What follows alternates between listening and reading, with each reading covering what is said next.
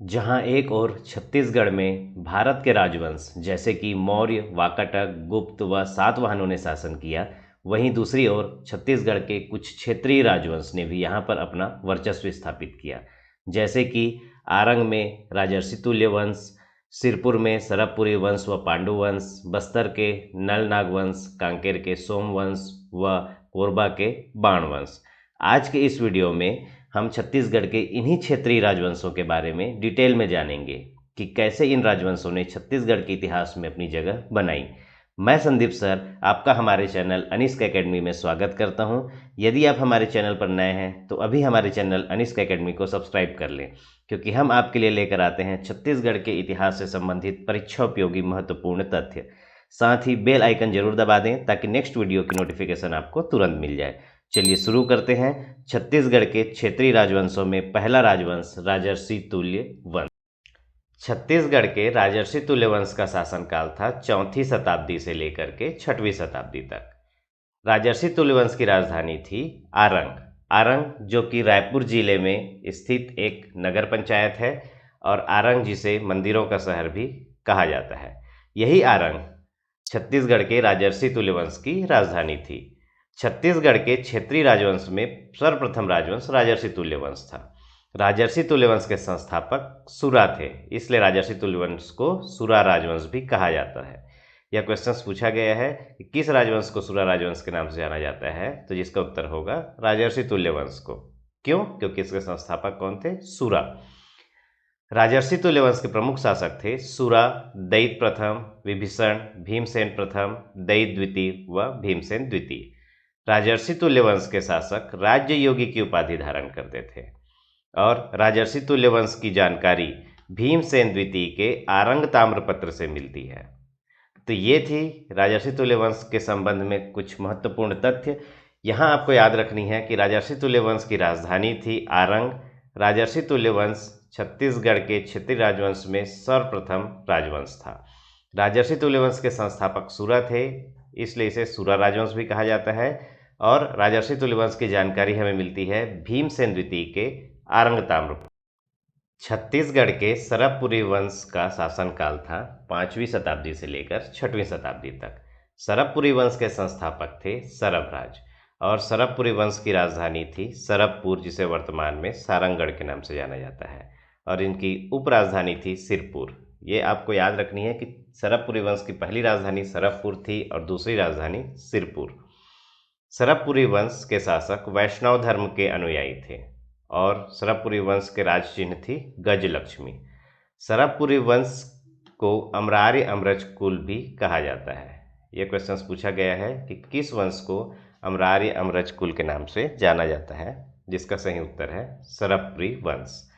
सरबपुरी वंश के प्रमुख शासक थे सरबराज, नरेंद्र, प्रसन्नमात्र, प्रवरराज प्रथम, सुदेवराज व प्रवरराज द्वितीय। तो अब हम एक एक करके देखते हैं कि सरबपुरी वंश के इन शासकों के बारे में सभी महत्वपूर्ण पॉइंट्स। सरबपुरी वंश के संस्थापक थे सरबराज। गुप्त वंश के अंतिम शासक भानुगुप्त के एरण अभिलेख में सरबराज का उल्लेख गोपराज के दादा के रूप में मिलता है। इस वंश के शासक गुप्त वंश के आधिपत्य स्वीकार करते थे। तो सरबराज का उल्लेख कहाँ पर है? गुप्त वंश के अंतिम शासक भानुगुप्त के एरण अभिलेख में। किस नाम से? गोपराज के दादा के नाम से। और इसी अभिलेख से हमें ज्ञात होता है कि सरबपुरी वंश गुप्त वंश के अधीन थे। सरबराज के उत्तराधिकारी थे नरेंद्र। नरेंद्र के 3 ताम्रपत्र प्राप्त हुए हैं। ये 3 ताम्रपत्र पिपरदुला, कुरुद और रवा से प्राप्त हुए हैं। नरेंद्र को विष्णु के उपासक के रूप में उल्लेखित किया गया है। तो नरेंद्र के बारे में हमें यह बात याद रखनी है कि सरबराज के उत्तराधिकारी थे और इनके जो 3 ताम्रपत्र हैं वह पिपरदुला, कुरुद और रवा से प्राप्त हुए हैं। नरेंद्र के पश्चात सरबपुरी वंश में शासन किया प्रसन्नमात्र ने। प्रसन्नमात्र जो सरबपुरी वंश का सबसे प्रतापी राजा था, और प्रसन्नमात्र से क्वेश्चन हमेशा पूछे जाते हैं क्योंकि इसने नीडिला नदी, जिसे वर्तमान में लीलागर नदी के नाम से जाना जाता है, उस लीलागर नदी का मुख मोड़कर इसके किनारे प्रसन्नपुर नामक नगर बसाया था, जिसे आज हम मल्हार के नाम से जानते हैं। लीलागर नदी जो कि शिवनाथ नदी की एक सहायक नदी है, जिसका उद्गम कोरबा के पूर्वी पहाड़ी से हुआ है। और लीलागर नदी का ही प्राचीन नाम नीडिला नदी था। तो इसी नीडिला नदी का मुख मोड़कर प्रसन्न मात्र ने प्रसन्नपुर नामक शहर बसाया था, जिसे आज हम मल्हार के नाम से जानते हैं। मल्हार बिलासपुर जिले में स्थित है। यह क्वेश्चंस बार बार पूछा गया है, इसे आपको याद रखनी है। प्रसन्न मात्र इकलौता सरबपुरी राजा है जिसके सोने के सिक्कों की खोज की गई है। अगले शासक थे प्रवरराज प्रथम। प्रवरराज प्रथम के बारे में इंपॉर्टेंट पॉइंट से आया है कि प्रवरराज प्रथम ने राजधानी सरबपुरी वंश की राजधानी जो सरबपुर थी उसे स्थानांतरित करके किसे बनाया? श्रीपुर अर्थात सिरपुर को। हमने पढ़ा ना कि सरबपुरी वंश की पहली राजधानी सरबपुर थी और दूसरी राजधानी सिरपुर। इसे याद रखना है, मैंने कहा था, क्योंकि इंपॉर्टेंट पॉइंट है इसलिए, क्योंकि सरबपुर से सिरपुर राजधानी स्थानांतरित की थी प्रवरराज प्रथम ने। यह पॉइंट्स आपको याद रखनी है, यह एग्जाम में पूछा गया है। और प्रवरराज प्रथम के 2 ताम्रपत्र ठाकुर दिया एवं मल्हार से प्राप्त हुए हैं। अगले शासक थे सुदेवराज। सुदेवराज प्रवरराज प्रथम का उत्तराधिकारी था। इसके 7 ताम्रपत्र प्राप्त हुए हैं जो इस राजवंश में सर्वाधिक हैं। 7 ताम्रपत्र नन्हा, धमतरी, सिरपुर, आरंग, कौतल, रायपुर और सारंगगढ़ से प्राप्त हुए हैं। सुदेवराज के पश्चात अगले शासक बने, उनके उत्तराधिकारी उनका पुत्र प्रवरराज द्वितीय। प्रवरराज द्वितीय सरबपुरी वंश के अंतिम शासक थे, क्योंकि सुदेवराज के ही सामंत इंद्रबल ने प्रवरराज द्वितीय की हत्या करके सिरपुर पर पांडुवंश की नींव डाली और इस तरह से सरबपुरी वंश समाप्त हुआ और सिरपुर पर पांडुवंश की स्थापना हुई। तो आपको सरबपुरी वंश में याद रखना है कि सरबपुरी वंश के संस्थापक सरबराज थे। इनकी पहली राजधानी सरबपुर थी, दूसरी राजधानी सिरपुर थी। इस वंश को अमरारी अमरज कुल के नाम से भी जाना जाता है। और सरबराज, सरब वंश के जो संस्थापक थे, उनका उल्लेख भानुगुप्त के एरण अभिलेख में मिलता है। और नरेंद्र के 3 ताम्रपत्र पिपरदुला, कुरुद और रवां से प्राप्त हुए हैं। प्रसन्न मात्र, जिन्होंने लीलागर नदी या नीडिला नदी का मुख मोड़कर इसके किनारे प्रसन्नपुर शहर बसाया, जिसे मल्हार के नाम से अभी हम वर्तमान में जानते हैं।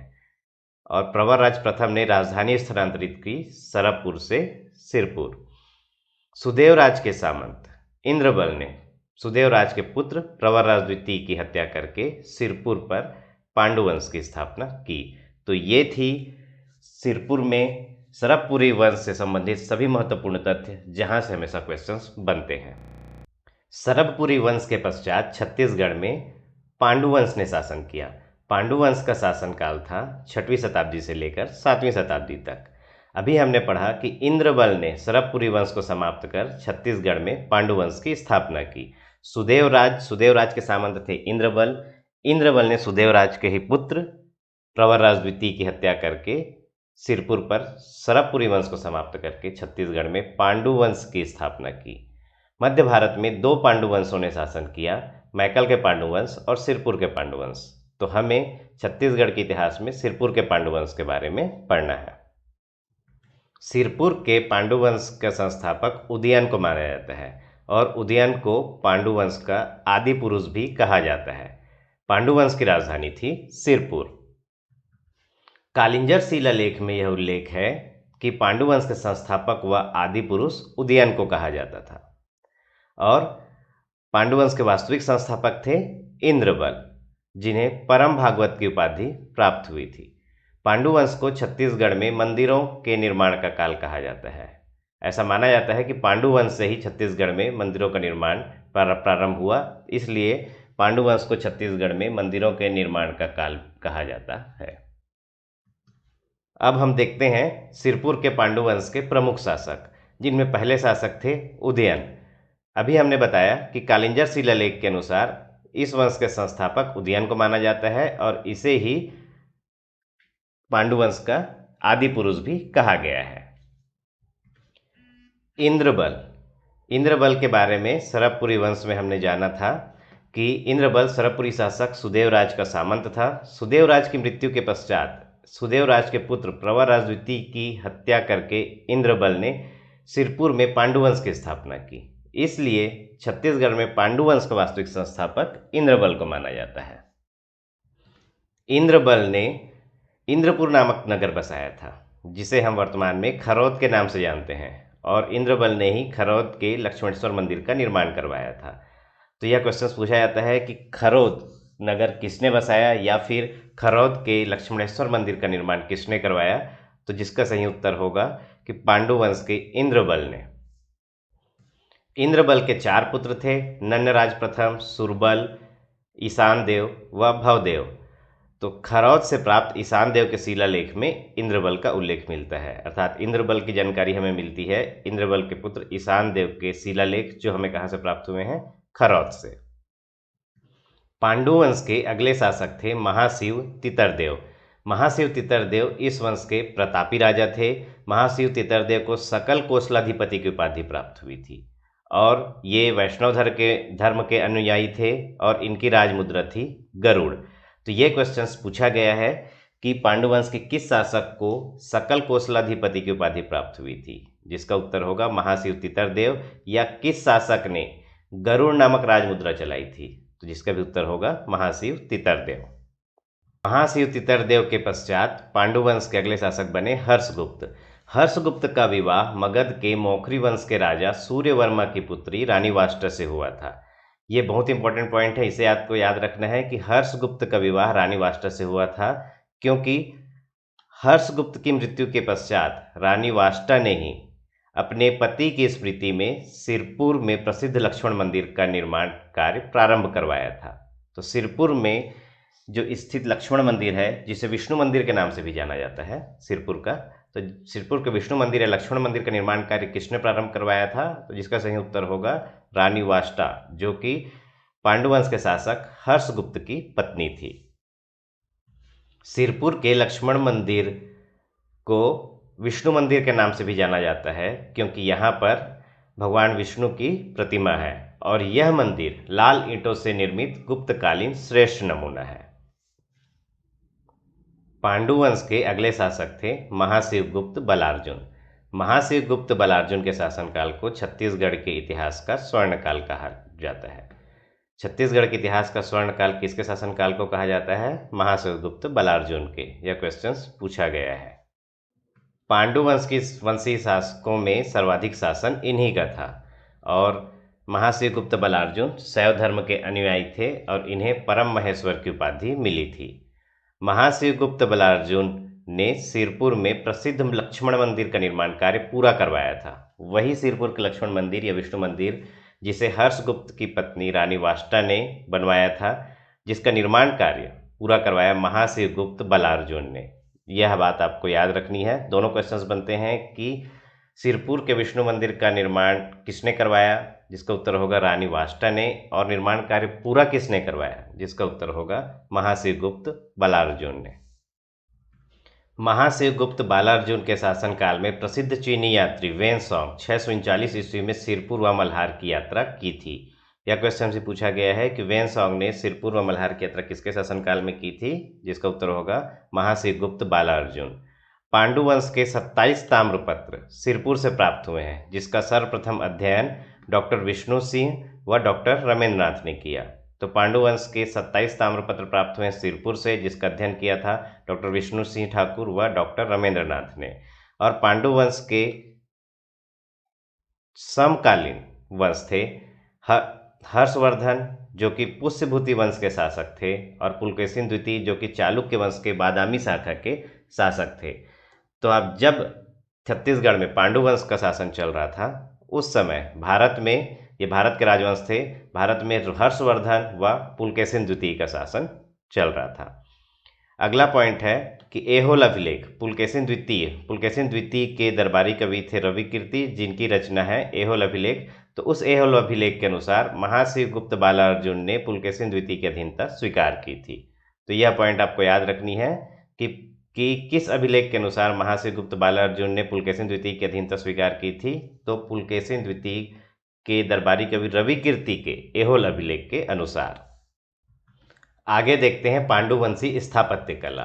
तो पांडुवंशी छत्तीसगढ़ में प्रसिद्ध 2 मंदिर हैं। पहला है सिरपुर का लक्ष्मण मंदिर, जिसे विष्णु मंदिर के नाम से भी जाना जाता है, क्योंकि यहाँ पर भगवान विष्णु की मूर्ति है, जिसका निर्माण कार्य प्रारंभ करवाया था रानी वाष्टा, जो हर्षगुप्त की पत्नी थी, और निर्माण कार्य पूर्ण करवाया महाशिव गुप्त बालार्जुन ने।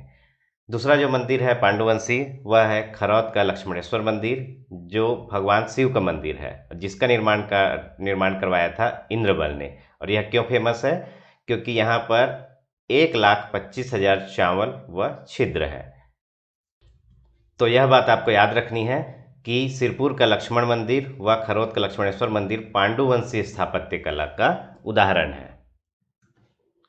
कभी कभी कांकेर के सोमवंश के संबंध में भी क्वेश्चंस पूछा जाता है, इसलिए मैंने नीचे यहाँ पर विशेष में आपको यहाँ पर बता दिया है कि कांकेर के सोमवंश पांडुवंश की एक शाखा थी, जिसके संस्थापक थे सिंहराज। यही पूछा जाता है कि कांकेर के सोमवंश के संस्थापक कौन थे? सिंहराज थे। यह सोमवंश का शासनकाल कहाँ था? शासन तो कांकेर में। सोमवंश का शासन छत्तीसगढ़ के कांकेर में 1125 से 1344 ईस्वी तक था। इन्होंने त्रिलिंगाधिपति की उपाधि धारण की थी और इन्होंने कलचुरी वंश के अधीन शासन किया था। तो ये थी छोटी सी पॉइंट्स कांकेर के सोमवंश के बारे में।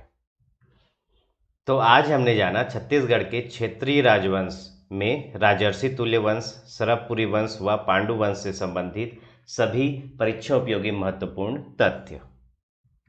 नेक्स्ट वीडियो में हम जानेंगे छत्तीसगढ़ के नल नागवंश व बाणवंश के बारे में। अगर आपको यह वीडियो पसंद आई हो तो इस वीडियो को लाइक करें, दोस्तों को शेयर करें। साथ ही यदि आपने हमारे चैनल अनिष्क एकेडमी को सब्सक्राइब नहीं किया है तो अभी तुरंत ही सब्सक्राइब कर लें। धन्यवाद।